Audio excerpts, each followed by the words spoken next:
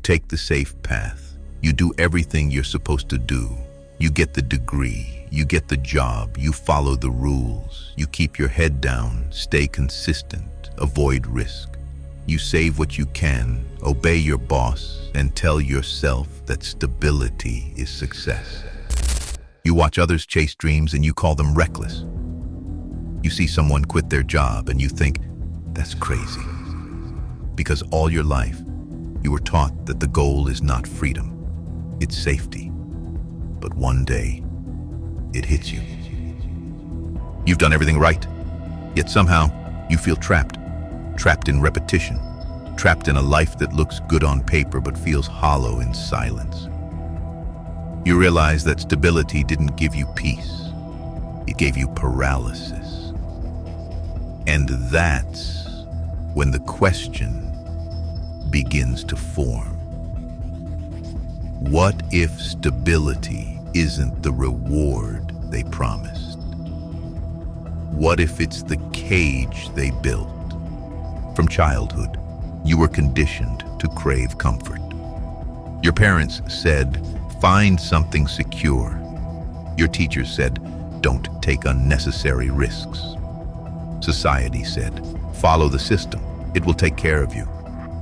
But what if the system was never designed to set you free? The world praises stability because stability is control. A stable worker doesn't question orders. A stable citizen doesn't challenge authority. A stable mind doesn't dream beyond the walls of predictability. Stability is the perfect leash, invisible but unbreakable. You see, the truth no one tells you is that safety has a price, and that price is potential. Every time you choose the comfort of what's known over the risk of what's possible, you trade growth for security. You trade expansion for survival. You trade the fire of becoming for the dull ache of existing. And here's the paradox. The more you chase stability, the less stable your spirit becomes. Because deep down, something in you knows you were not built to sit still. That quiet frustration you feel every Monday morning, that creeping anxiety that hits when you think about your future. That's not laziness. That's your soul rejecting captivity.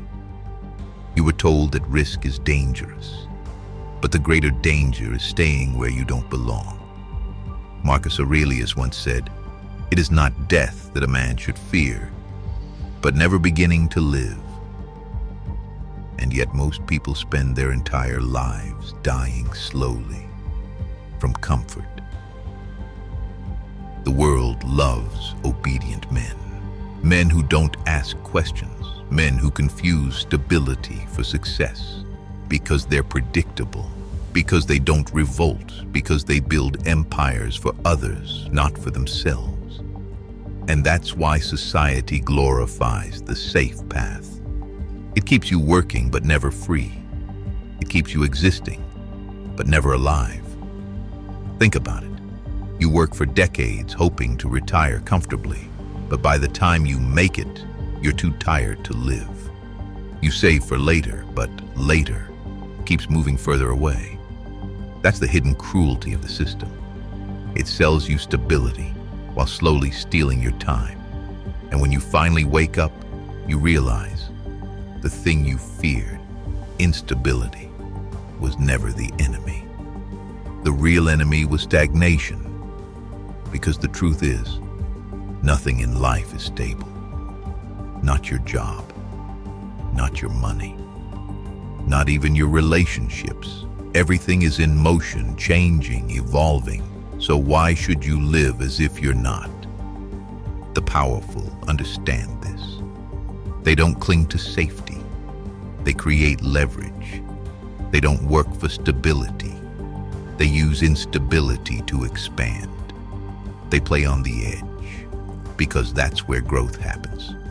That's why the entrepreneur leaves the 9 to 5.